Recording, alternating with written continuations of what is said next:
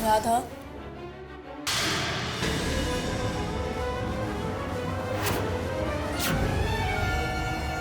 तुम ही पढ़ो इसे।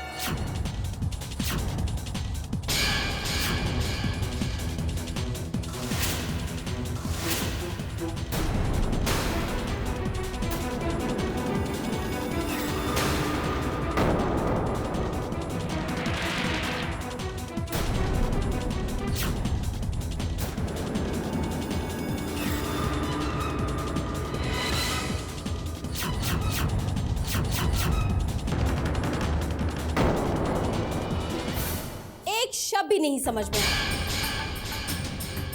ये सनी और बॉबी ने पेंसिल कलर से लिख कर इसको पेंटिंग बोर्ड बना दिया है। पता नहीं पम्मी भाभी कब इन दोनों को डिसिप्लिन सिखाएगी।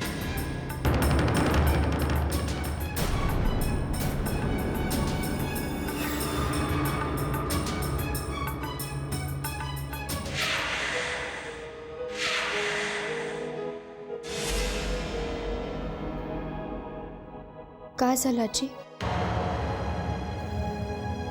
इस खत से स्वप्निल की याद आ गई बेटी। वो भी ऐसे ही खत लिखा करता था, कभी हंसाने वाले तो कभी रुलाने वाले।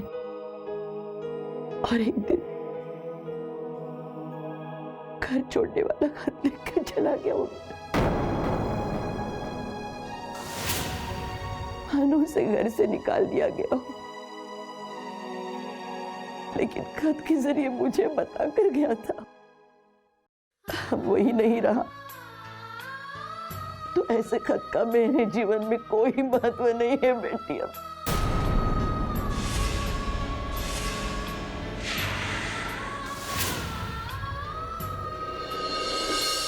राधा, इधर आ बेटी।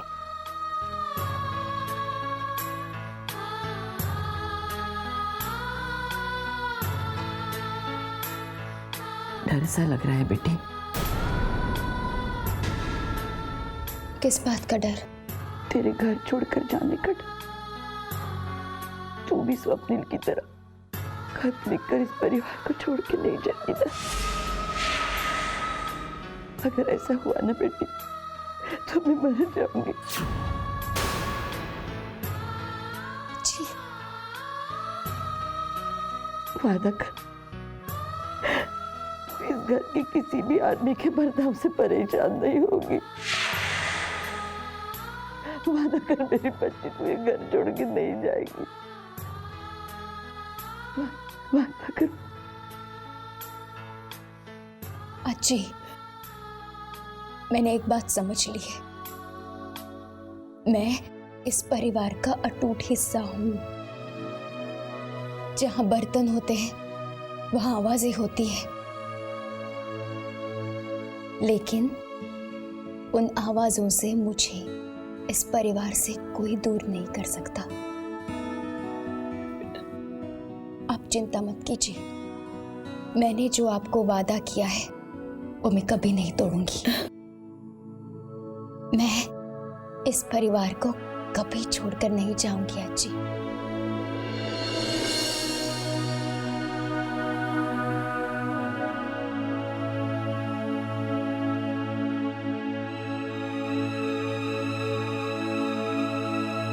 अज्जी, मैंने राधा जी से वादा किया है कि मैं उनके परिवार को बांधे रखूंगी, और आपसे भी वादा करती हूँ कि आइंदा ऐसा खत लिखने की बेवकूफ़ी मैं कभी नहीं करूँगी, कभी भी नहीं।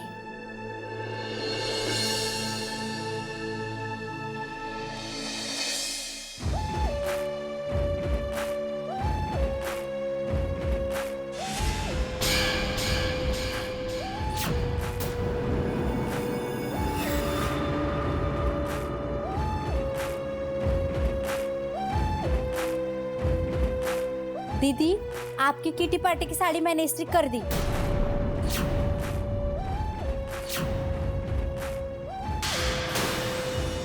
दीदी, आप और वो भी परेशान काय झालं? आजी ने आज फिर वो चढ़ाव हार देने से मना कर दिया।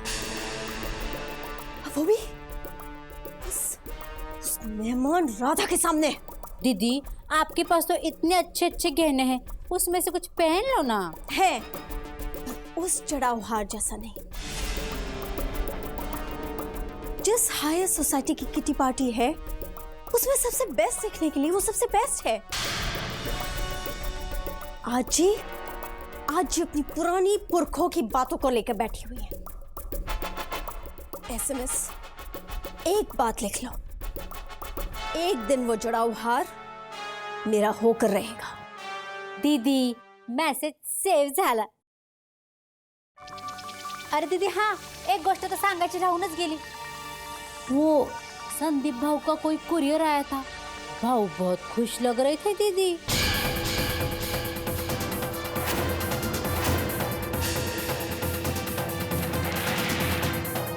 ऐसा क्या है उसमें?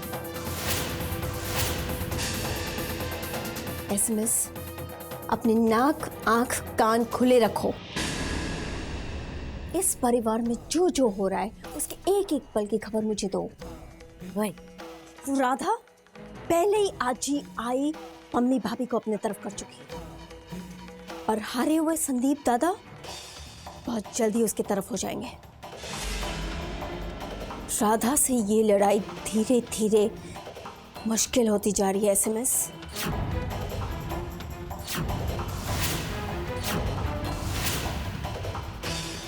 दीदी ये आपकी सोच में पड़ गई। राधा वैनी के साथ कोई पंगा हुआ क्या?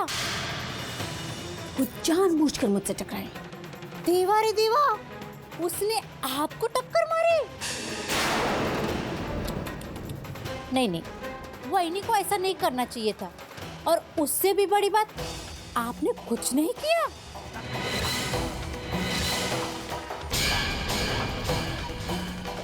करूंगी, इतनी जल्दी नहीं जाने दूंगी राधा तुमको।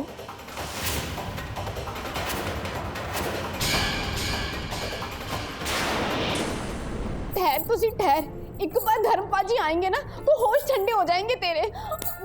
रब्बा जल्दी भेजो धर्मपाजी को। आज धर्मजी मार, धर्मजी मार मार और मार। ए लो, अब धर्मपाजी की आवाज से भी तकलीफ पै गई आपको? आवाज अभी का भी बढ़ाओ जी। हाँ अरे पम्मी, पहले जो बहुत जरूरी लेटर आया है इसे तो सुन लो। लो कर लो गल, धर्मपाजी से ज्यादा जरूरी भी कोई बात है क्या? हाँ और क्या, ये कि एक बहुत बड़ा क्लाइंट मुझे अपना वकील बनाना चाहता है और अगर मैं ये केस जीत गया ना पम्मी, तो एक बहुत बड़ी लीगल कंपनी में अच्छी पोस्ट पे अच्छी सैलरी के साथ मुझे अपॉइंट कर सकते हैं। क्या कहती हो? अजी छोड़ो जी छोड़ो। हाँ, आज तक तो कभी अच्छी सैलरी दिखाई नहीं मुझे। हाँ, बड़े आए अपॉइंटमेंट दिखाने वाले मुझे। धर्मपाजी,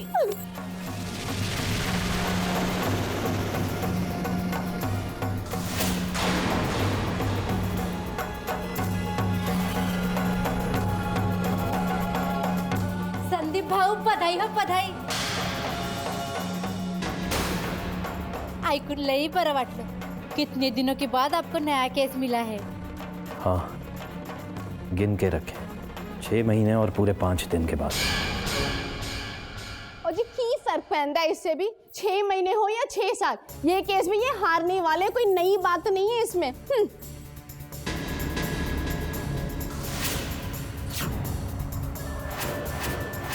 वहिनी असं नाही बोलायचं। अब सबका किस्मत आपके धर्मजी जैसे थोड़ा ही होता है। ओए एसएमएस, मुंह संभाल के बात किया कर तू। हाँ, धर्मपाजी कोई किस्मत से आगे नहीं बढ़े, ना ही इतने लकी थे वो।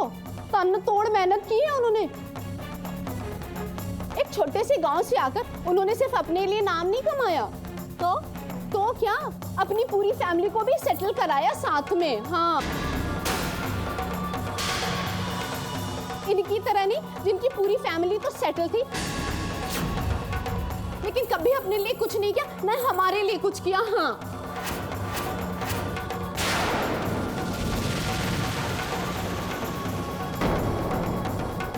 इत्थे बैठ तो इत्थे बैठ। इस फिल्म में भी धर्म जी कितनी मेहनत से विलन का तन तोड़ रहे हैं।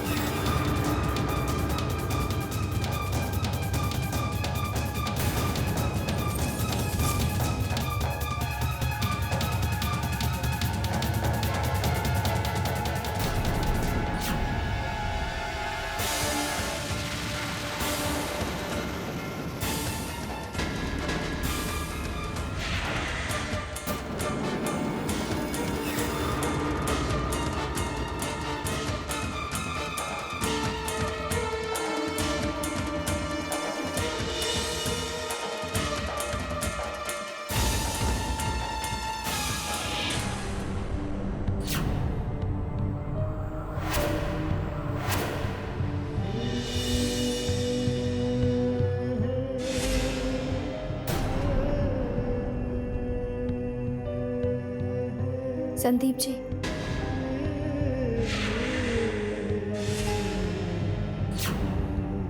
ये आपका लेटर, वो आप वही छोड़ आए थे। कोई फायदा नहीं, फाड़ दो इसे और फेंक दो।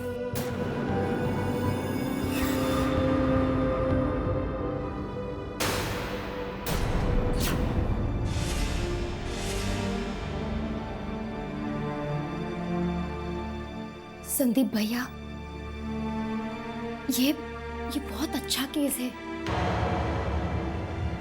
ये आपके लिए बहुत अच्छी अपॉर्चुनिटी है।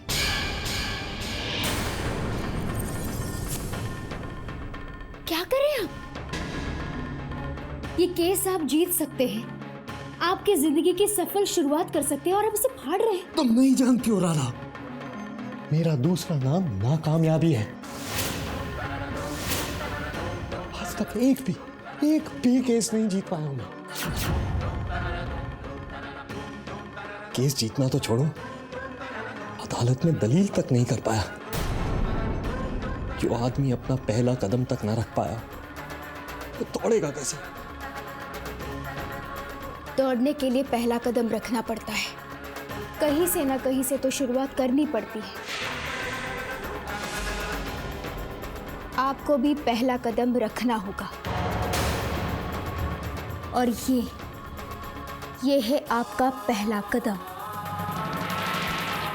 नहीं, मेरे लिए नहीं है। सब मुझे हारा हुआ नाकारा समझते।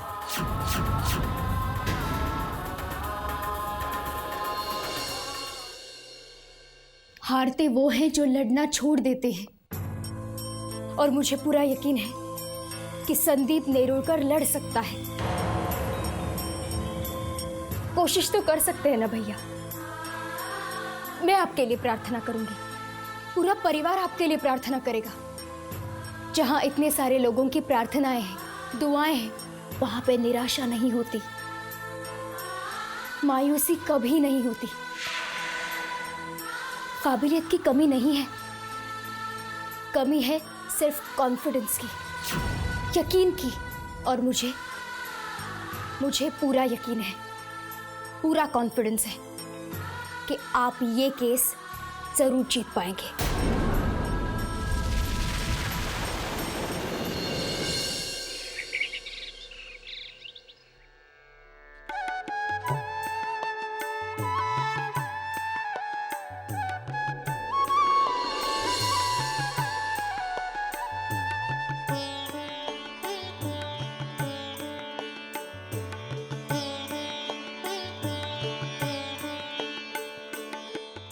All the best.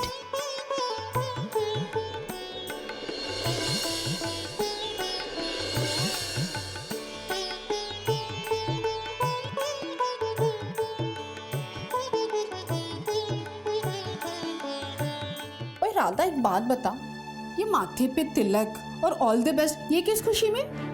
उनके केस का पहला दिन है ना, इसीलिए। तो क्या हुआ? इस तरह के पहले दिन तो कई बार आ चुके हैं, पर हर बार केस हार ही जाते हैं। कोई नई बात थोड़ी ना है इसमें। शुरुआत तो नहीं है ना। पर परिणाम तो वही होगा ना राधा, बेकार जाएगा थोड़ा ऑल द बेस्ट। जिस तरह से मेरी पूरी जिंदगी बेकार चली गई, ये सोचकर कि कभी तो अच्छा करेंगे, एक केस तो जीतेंगे जी, लेकिन नहीं, आज तक वो हुआ ही नहीं। अब तो मैंने उम्मीद भी छोड़ दी है। इस केस पर भी वो मेहनत जरूर करेंगे, लेकिन परिणाम वही होगा, हार। और मेरा विश्वास करो राधा, इस मामले में मैं कभी गलत नहीं हुई।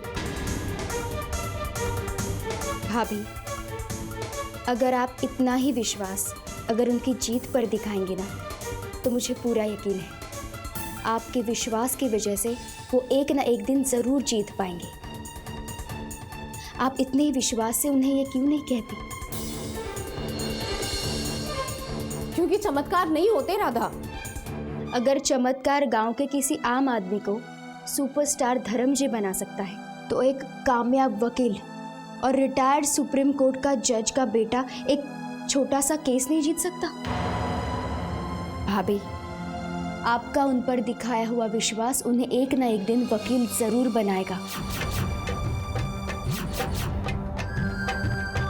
बिल्कुल आपके सुपरस्टार धर्म जी की तरह, है ना?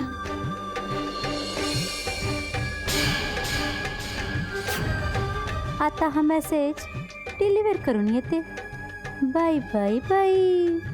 नहीं राधा नहीं, जो सपने कभी पूरे ना हो उन्हें देखने का क्या मतलब। हाँ, और रही बात धर्म जी की, तो कहाँ धर्म जी और कहाँ ये।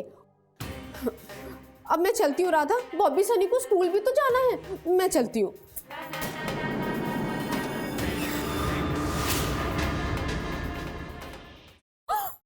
बॉबी सनी चलो चलो, स्कूल नहीं जाने क्या, चलो चलो चलो।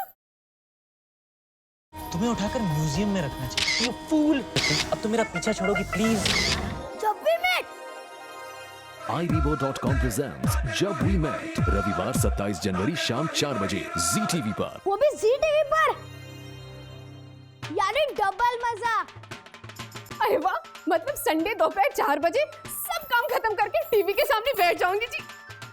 ओए राधा, इतने एक खुशखबरी है मालूम है, Jab we met film Zee TV पर आने वाली है। वैसे तो मैं फिल्में नहीं देखती, लेकिन इस नाम से मुझे काफी सारी बातें याद आ गई। मैं ये फिल्म जरूर देखूंगी। इनफैक्ट हमारा पूरा परिवार एक साथ देखेगा। ओए राधा, क्या आइडिया दिया है, सारा परिवार एक साथ, बड़ा मजा आएगा। 27 जनवरी संडे दोपहर 4 बजे सिर्फ जी टीवी पर जब वी मेट। वाह, मौजा ही मौजा। देवा माझा दीदी, ये साड़ी तो बहुत मस्त है और गहने भी एकदम मस्त है। हाँ, जुड़ाओ नेकलेस के सामने कुछ भी नहीं। बुरा नहीं मानो तो एक बात कहूँ? फॉर्मेलिटी बंद करो और बात कहो। वो राधा वही है ना, वो संदीप भाऊ को केस लड़ने के और जीतने के लिए काफी हिम्मत दिला रही है। आरती और माथे पे तिलक करके भेजा है उनको।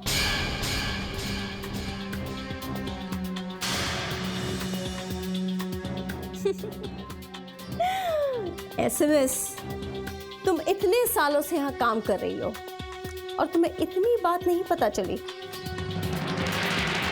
जब से संदीप दादा ने वकील की पेशे की शुरुआत की है, तब से कोई केस नहीं जीते। इन 7 सालों में एक पैसा तक नहीं कमाया। बेचारी पम्मी भाभी दादा से प्यार करके फंस गई, ये सोचकर कि दादा की वकील की दुकान अगर निकल पड़ेगी तो वो उन्हें मुंबई ले जाएंगे धर्म पाजी से मिलाने। मुंबई तो दूर, नासिक तक ठीक तरह से नहीं दिखा पाए। दादा का परिवार तो बाबा के पैसों से चलता है। बेचारी राधा भाभी, और वो भी बेचारी क्यों? बेचारी शब्द को भी याद रख लो एसएमएस। जब संदीप दादा राधा के इस यकीन को तोड़ेंगे तो राधा का मुंह अपने आप ही बंद हो जाएगा।